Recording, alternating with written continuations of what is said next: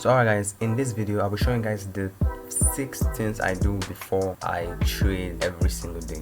What are the 6 things I look out for before I choose a pair, before I place a trade? Because it's very important. You just don't randomly wake up one morning and just see a setup and just jump into the trade. There are actually things that we forex traders actually do every single day.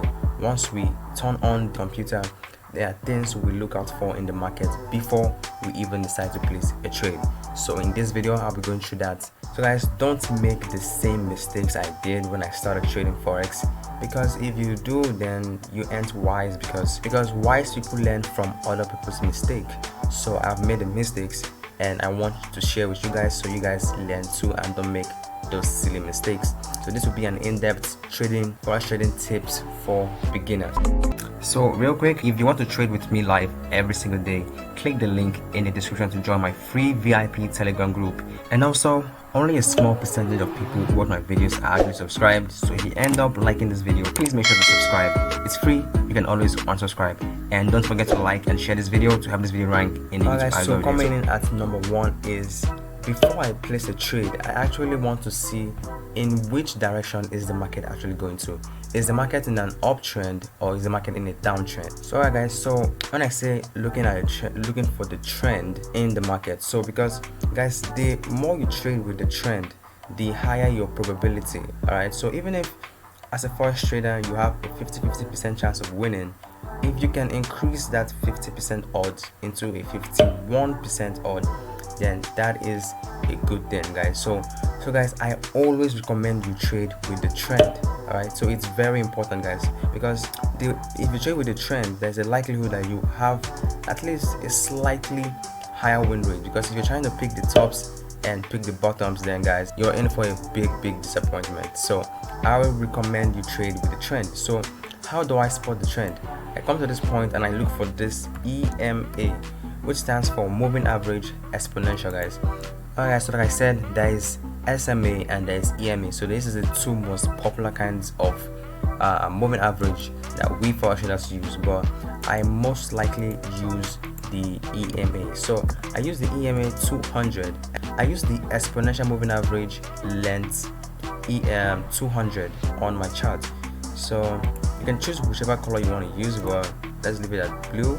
So as you can see at this point, you can see that the market broke out of the 200 EMA and now the market is trending right above the 200 EMA. So let's just say you like to take a trade after a break and retest on an uptrend. So how do you know that this break and retest on an uptrend? You can see clearly, guys, you can see very clearly that this price, this candlesticks, which is price, is above the 200 EMA line. So as you can see, this is how you actually filter out bad trades. So if this setup, like if this break and retest had happened below this point, I would not even look at it. I would not take it the trade. Hypothetically speaking, guys, if I was a trader that trades based on a break and retest, which I do actually, I would never take a trade for a break and retest for a buy below the 200 EMA line.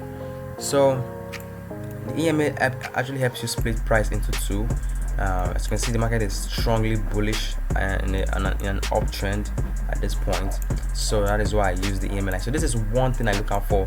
The first thing I look out for before I place a trade. So guys, so coming in at number 2 is, I like to look at the volatility. So before I decide to press this buy or sell button in the market, I always want to see the volatility of this pair. If I'm trading the GU, which is the British Pound USD, I always want to see how volatile is this market. So there's one way to find out, which is using the ATR. So let's say, for example, I'm waiting for, like I said, a break and retest, and I'm looking for an entry. So let's just say I took my entry at this engulfing candlestick right here. So I would like to see, okay, what is the volatility of this candlestick, because I just don't want to randomly place a trade at somewhere, like place my stops at a random location.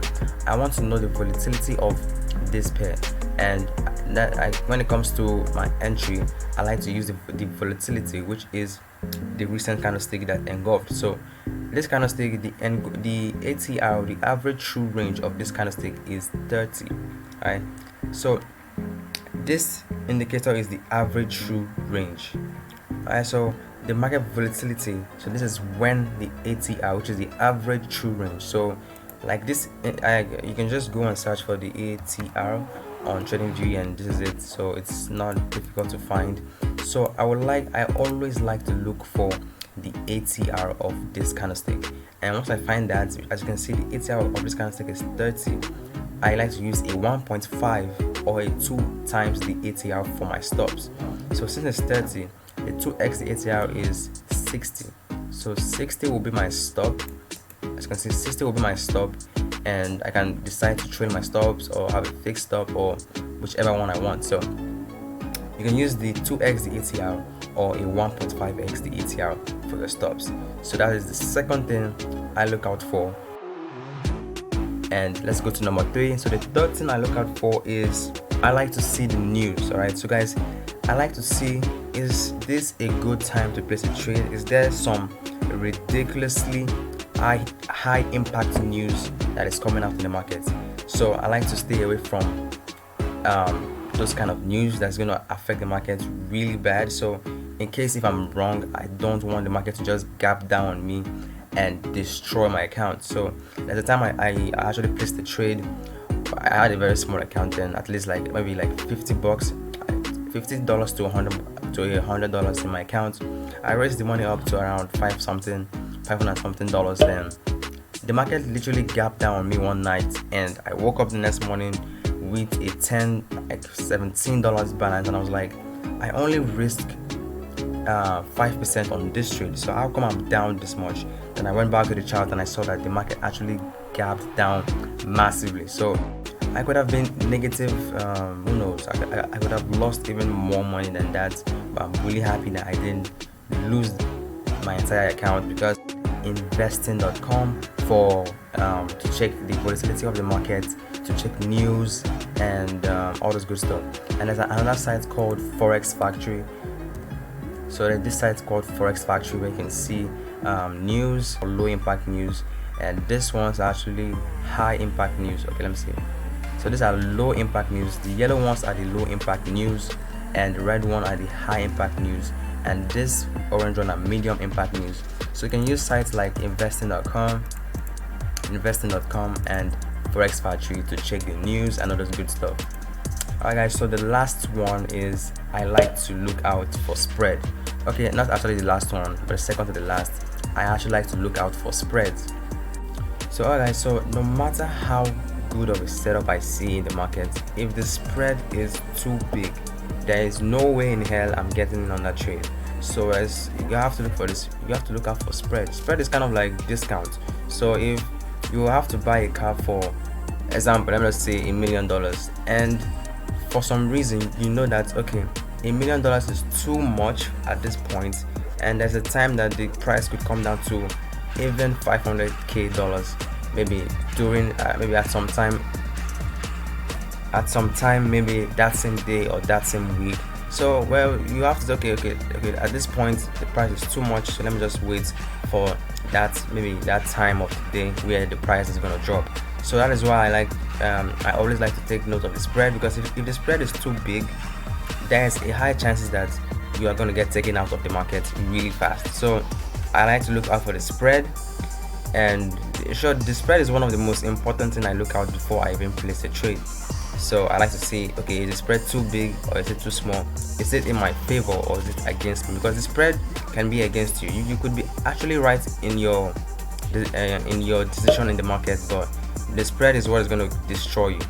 Alright, so that's just how I do my things. So the last and final section is the section. Alright, so are you a New York time trader? Are you a London section trader? Are you an Asian section trader? So basically I like to trade the New York and the London section.